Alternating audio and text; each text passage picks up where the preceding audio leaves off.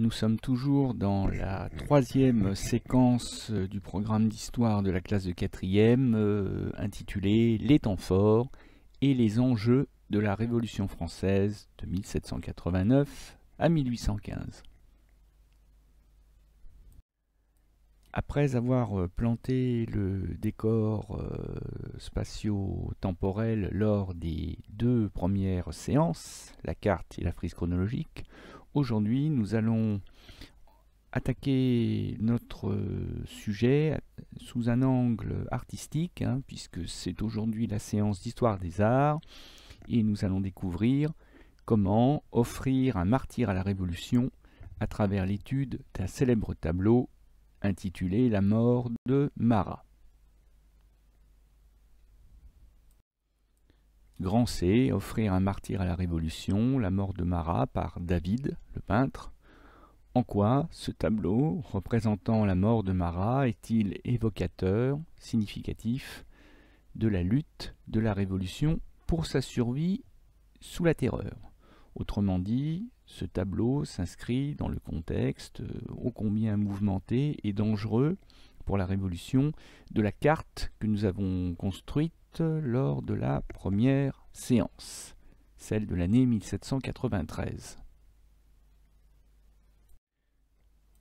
Si ça n'est pas déjà fait, je vous invite à aller visionner la vidéo, la courte vidéo d'Ardard consacrée au tableau La mort de Marat, que vous trouverez dans le cahier de texte, ou que vous trouverez aussi tout bêtement sur YouTube en tapant mort de Marat, vous trouverez facilement. Et regardez et écoutez bien ce que l'on vous dit dans cette courte émission. Alors sur cette diapositive, vous avez à la fois le tableau original. Je dis original parce que ça se faisait beaucoup à l'époque, pour des tableaux notamment qui plaisaient beaucoup au public. Il arrivait que les artistes en fassent eux-mêmes des copies. Donc Jacques-Louis David a fait plusieurs copies de son tableau, avec de très légères variantes, et celui que vous étudiez, qui est visible au Musée Royal de Bruxelles, en Belgique, est l'original. Donc à côté, vous avez la petite fiche Wikipédia qui va nous permettre de réussir la première étape de notre démarche en histoire des arts, c'est-à-dire, je vous le rappelle, d'identifier l'œuvre d'art, en réalisant la petite fiche, la traditionnelle petite fiche d'identité. Voilà, donc la petite fiche d'identité, la voici, avec les rubriques habituelles et adaptées au fait que l'artefact, c'est-à-dire l'œuvre d'art que nous avons sous les yeux, à gauche, là, la première image à gauche, est un tableau, une peinture.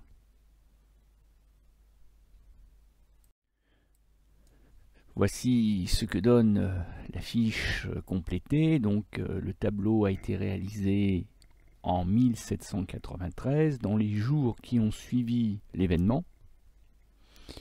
L'artiste n'est autre que Jacques-Louis David, dont nous avons un portrait, un autoportrait en haut à droite de la diapo.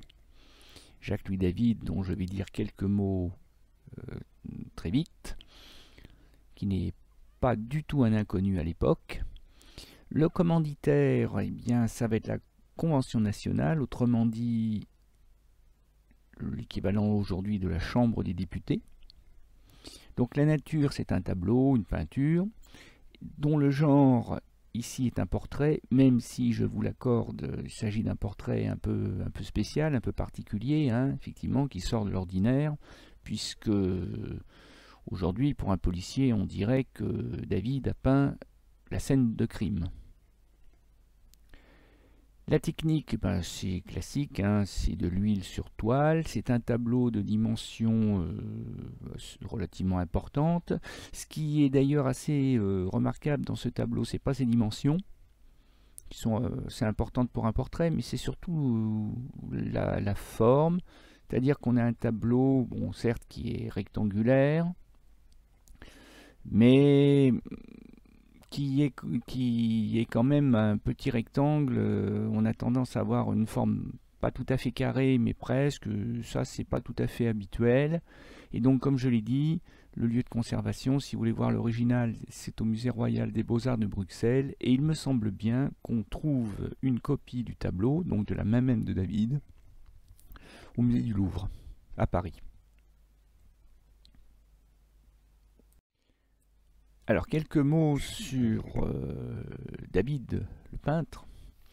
Donc, comme je vous l'ai dit, c'est un grand artiste, hein, c'est pas un inconnu à l'époque, c'est un grand artiste. Il s'est fait connaître pour des œuvres relativement classiques, inspirées de la mythologie latine, hein, comme par exemple le Serment des Horaces, que vous avez sous les yeux, sur la diapositive, et qui rappelle un des épisodes fondateurs de la naissance de Rome, hein, je vous renvoie au programme de 6e. Bon, donc il s'était fait connaître avant la Révolution pour son talent, mais il va devenir le peintre de la Révolution. Il va être le peintre de tous les régimes de la Révolution, puisqu'il va réussir, et ça c'est pas un mince exploit, il va réussir à survivre à tous les régimes. Lui qui ne se contentera pas d'ailleurs d'être un peintre, mais qui va être aussi un acteur politique majeur de son époque, puisqu'il va être lui aussi député, comme Marat, hein, la victime qu'il peint dans le tableau. Tous les deux étaient des députés de l'Assemblée nationale au moment de la Terreur, et à ce titre, David a été amené à voter la mort de l'ex-roi Louis XVI. Il est donc devenu un régicide, c'est-à-dire un tueur de rois. Régicide, régis, ça vient de rex, le roi, et cide, hein, comme insecticide, la mort. Il a voté la mort du roi, donc c'est pas quelqu'un qui s'est contenté de barbouiller des toiles, hein. Il a aussi joué un rôle majeur. On lui prête aussi d'avoir été à l'origine du drapeau tricolore. C'est lui qui aurait dessiné le drapeau tricolore, drapeau français, le drapeau de la République d'aujourd'hui. Et ce David, ben d'ailleurs, il a eu des ennuis, mais il a toujours réussi à survivre. Donc, par exemple, dans l'autoportrait de droite, là, sur la diapo, eh ben, David, il se peint, faute d'avoir un autre modèle à peindre, parce qu'à ce moment-là, il est en prison, parce que, eh ben oui, il a été très proche de Robespierre, et quand Robespierre est tombé, quand Robespierre a été exécuté, eh bien, les amis de Robespierre ont eu des ennuis, et le peintre David, à ce titre-là, a eu son lot d'ennuis, lui qui a donc fait un peu de prison. Bon, il faut croire qu'il avait de la chance, ou qu'il n'a pas été considéré comme un trop proche de Robespierre, puisqu'il a réussi à échapper à la guillotine.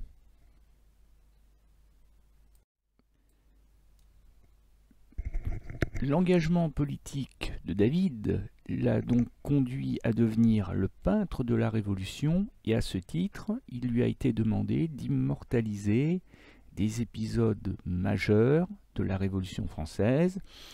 Et curieusement, une des œuvres les plus connues, les plus associées à David, est une œuvre qu'il n'a pas faite, ou plus exactement qu'il n'a pas terminée, puisqu'il s'agit de l'esquisse du Serment du jeu de paume, un épisode majeur des débuts de la Révolution que j'aurai l'occasion d'expliquer à un moment ou un autre, et qui n'a pas été achevé par David parce que les héros de cet épisode de 1789 sont par la suite devenus des traîtres, et que David, ne voulant pas rendre hommage à des traîtres, ne voulant pas d'ailleurs lui-même être considéré comme le complice des traîtres, n'a jamais terminé cette œuvre dont on aperçoit, les personnages par exemple n'ont pas de visage pour la plupart, ou alors les visages ont été terminés mais par un autre peintre que l'on confond le plus souvent avec David.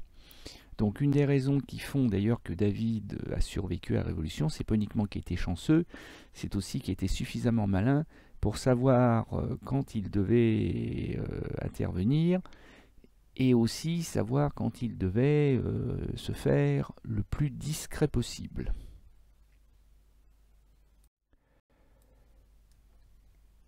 Intéressons-nous également à Jean-Paul Marat, puisqu'il est le héros malheureux, certes, du tableau, puisqu'il est l'homme ensanglanté au fond de sa baignoire. Il faudra d'ailleurs qu'on s'interroge sur pourquoi représenter Marat dans une baignoire, ça peut paraître curieux. Jean-Paul Marat, c'est un journaliste, c'est aussi un collègue de David, de Jacques-Louis David, puisqu'ils sont tous les deux, encore une fois, députés de la Convention nationale. C'est le nom que l'on donne à la Chambre des députés à l'époque, c'est-à-dire en 1793, au moment de la Révolution républicaine. Et Marat comme David font partie du même groupe de députés. Ils appartiennent tous les deux au groupe des montagnards, c'est-à-dire ces députés considérés comme les plus motivés, comme ceux qui veulent ceux qui désirent que la révolution aille le plus loin possible et qui sont donc très proches du peuple et qui ont pour adversaire, pour ne pas dire comme ennemis, eh bien, les révolutionnaires modérés qu'on appelle les Girondins. J'ai déjà expliqué ça lors de la séance précédente. Alors, les prises de position de Jean-Paul Marat contre la monarchie et la noblesse, lui aussi il a voté la mort du roi, ses appels à des mesures sociales en faveur des plus pauvres, Jean-Paul Marat il aurait adoré le mouvement des Gilets jaunes, Jean-Paul Marat milite pour que les plus pauvres aient le pain gratuit ou le moins cher possible. Il veut limiter le prix du pain et des produits de première nécessité pour que le petit peuple puisse se nourrir. En cela, Marat s'oppose aux Girondins qui, eux, sont les représentants de la bourgeoisie commerçante et qui ne veulent évidemment pas entendre parler de limitation des prix. Donc c'est l'un des révolutionnaires préférés des sans-culottes. D'ailleurs, on le voit ici porté en triomphe. C'est lui là qui est porté en triomphe, qui s'apprête à se coiffer du bonnet phrygien à la cocarde tricolore. Et Marat, donc, qui est porté en triomphe par les sans-culottes, c'est l'ami du peuple. C'est le nom du journal, d'ailleurs, dont il est le fondateur, et je crois bien aussi, d'ailleurs, l'unique journaliste. Comme ça, au moins, les conférences de rédaction devaient pouvoir être relativement rapides, s'il était tout seul, à décider.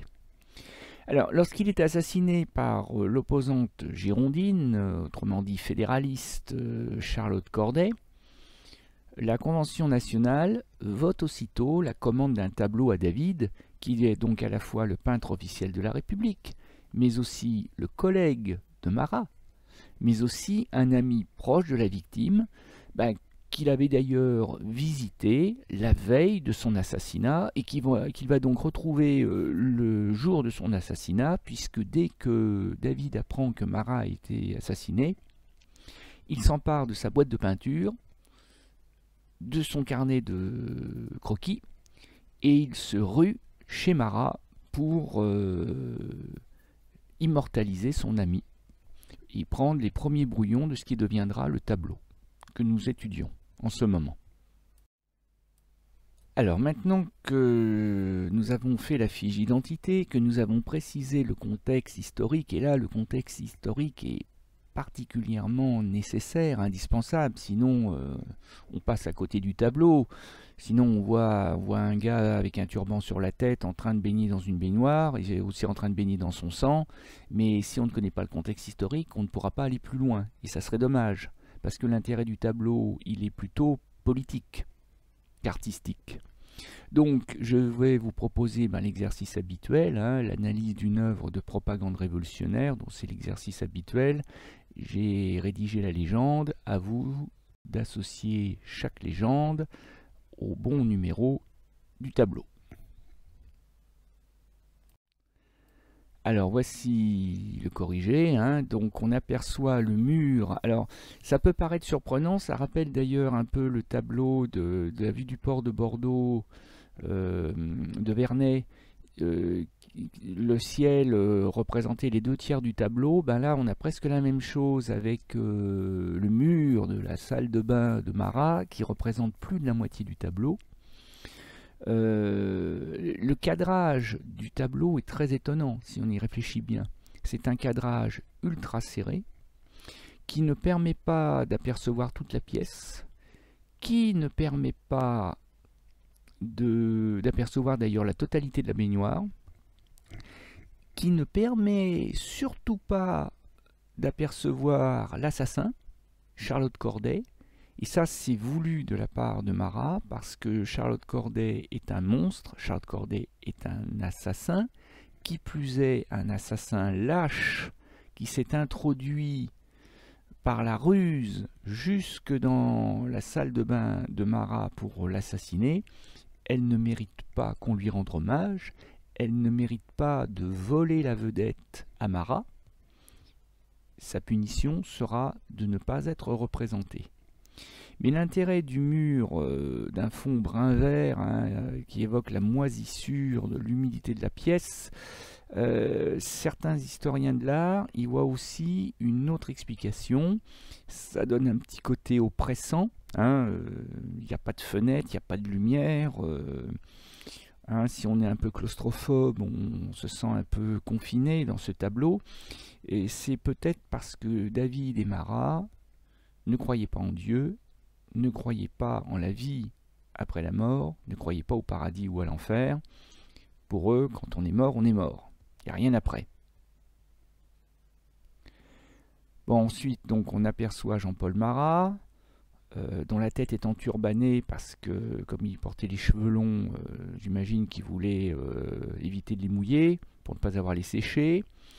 Marat est droitier, on en a la preuve par le fait qu'il tient encore la plume avec laquelle il écrivait, parce qu'effectivement, ça peut paraître surprenant, mais on le voit avec les repères 4 et 5 et 7. Marat avait transformé sa baignoire en bureau. Bon, c'est un journaliste, c'est aussi un député, donc c'est quelqu'un qui passe le plus clair de son activité à écrire. Mais pourquoi dans une baignoire? Eh bien, c'est tout simplement parce que Marat était atteint d'une terrible maladie de peau qu'on saurait soigner aujourd'hui, mais qu'à l'époque on ne soignait pas. Et pour trouver un peu de soulagement, pour arriver à supporter les brûlures de cette maladie, eh bien, David n'avait trouvé d'autre solution que de passer des heures entières à tremper dans de l'eau. D'où le fait qu'il passait sa vie, quand il n'était pas à l'Assemblée nationale, il passait sa vie dans sa baignoire. Et c'est la raison pour laquelle il donnait audience. Il recevait ses amis non pas dans son bureau, non pas dans son salon, mais dans sa salle de bain. Ça peut paraître curieux. Et c'est pour ça que quand Charlotte Corday demande à recevoir Marat, eh bien Marat accepte. Et comme il reçoit tout le monde dans sa salle de bain, eh ben, il la fait rentrer dans sa salle de bain, puisque lui trempe dans sa baignoire.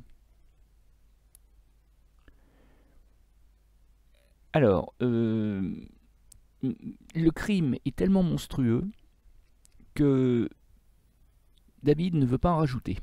Si vous regardez attentivement, on aperçoit des éclaboussures de sang, certes, bon, bien sûr, mais il n'en rajoute pas.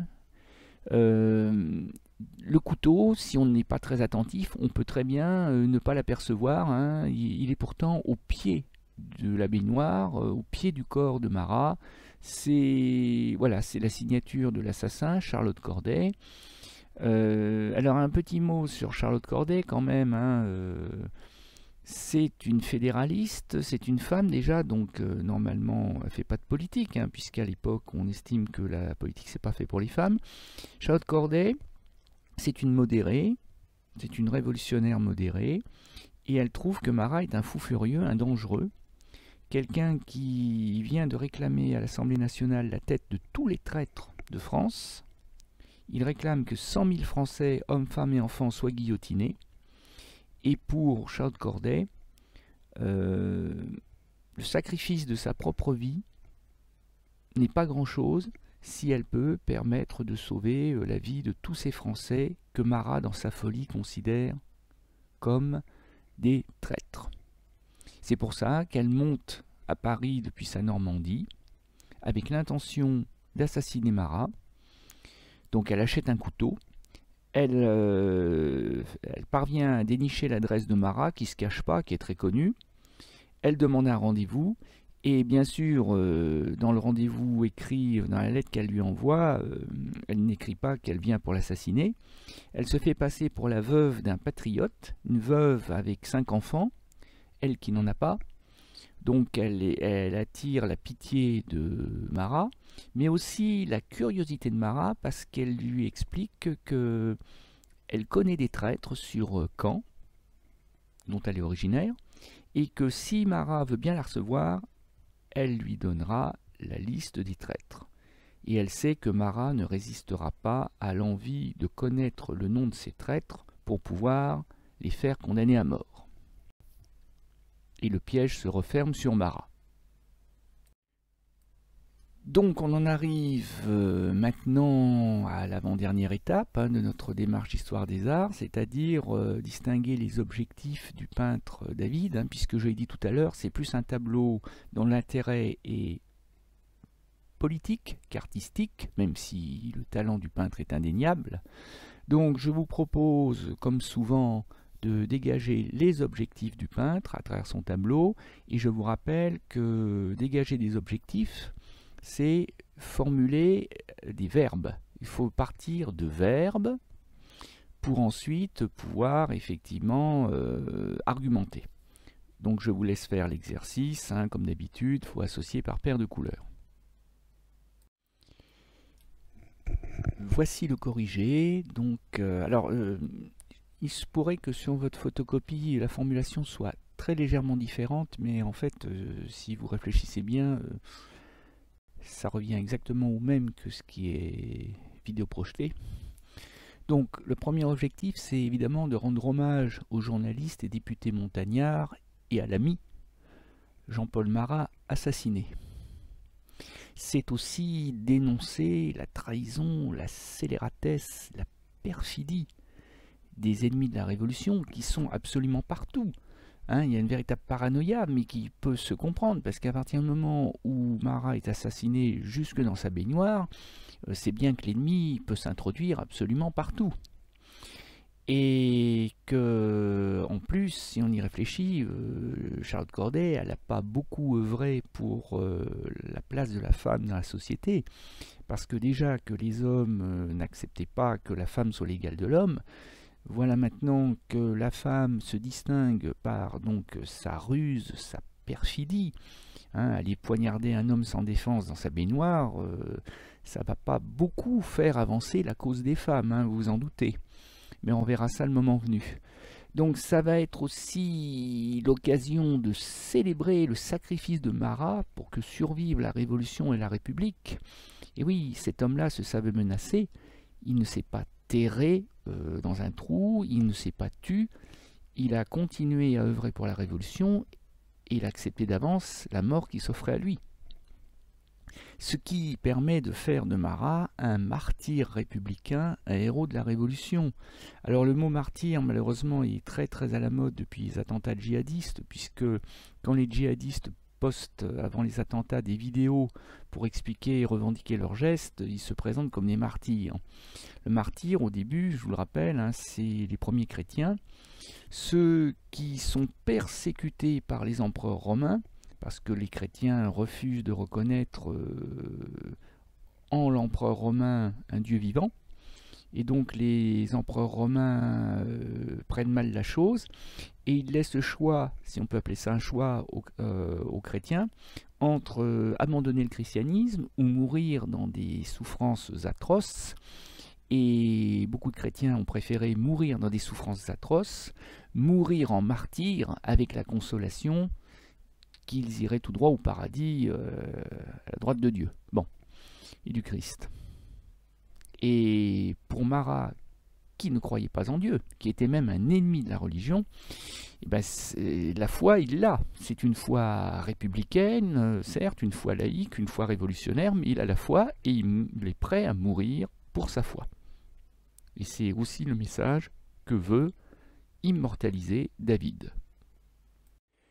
Alors pour finir, en histoire des arts, hein, on prolonge autant que possible avec d'autres œuvres, parfois différentes, parfois du même artiste, parfois pas, de la même époque ou pas, peu importe. Et je voudrais établir un parallèle avec un autre martyr célèbre de la Révolution, de la même époque, hein, quelques semaines près. La mort du jeune Barras, le jeune Joseph Barras, si je ne me trompe pas, qui avait à peu près votre âge, peut-être même un peu plus jeune, 12-13 ans, qui était le fils d'un héros de la Révolution, d'un héros anonyme ordinaire. Hein. Son papa était mort soit lors de la prise de la Bastille, soit lors de la prise des Tuileries, donc les deux fois en combattant la monarchie. Cet orphelin s'engage dans l'armée qui s'en va combattre les Blancs, les Vendéens, les paysans vendéens révoltés contre la Révolution et la République. Et le pauvre Barras va tomber dans une embuscade aux mains des Blancs, des Vendéens, des paysans, hein, reconnaissables à leur faux. Les Vendéens ne font pas de prisonniers, ce qui expliquera aussi pourquoi les républicains n'en feront pas non plus. Hein. Mais là, ils sont prêts à faire une exception parce qu'ils se rendent compte que ce pauvre gosse, bon, hein, il est un peu jeune. Donc les Vendéens sont prêts à l'épargner. Mais à une condition, c'est qu'ils se mettent à crier le plus fort possible « Dieu est le roi », c'est-à-dire le cri de ralliement des Vendéens. Et à en croire la légende, hein, parce qu'on n'est pas sûr que les faits se soient déroulés ainsi, le jeune Barras se serait mis à entonner le chant révolutionnaire né quelques mois auparavant, en 1792, la Marseillaise, « Allons enfants de la patrie », et pour venger l'affront, les Vendéens auraient percé de 1000 coups de baïonnettes, de couteaux, de lames de faux, auraient transpercé le jeune Barras. Et quand la nouvelle arrive à Paris, eh bien, on fait de Barras un autre martyr, à l'égal de Marat, hein, c'est presque le même nom. Et d'ailleurs, David va peindre pour l'occasion un tableau qui s'intitule La mort de Barras, B-A-R-A. Si le cœur vous en dit, vous pouvez aller regarder à quoi il ressemble. Mais bon, on voit un corps, en fait c'est une étude anatomique. On voit un corps d'un jeune homme nu, allongé par terre. Ce tableau n'a pas un grand intérêt à mon avis. Et je préfère vous montrer une version plus héroïque, celle du peintre Jean-Joseph Wertz, qui a représenté l'événement presque un siècle après, hein, puisque le tableau date de 1880. Voilà, et qui a la même démarche, célébrer le martyre d'un enfant prêt à mourir pour la cause révolutionnaire. Voilà, c'est tout pour aujourd'hui. Ah si, un petit bonus en forme de clin d'œil.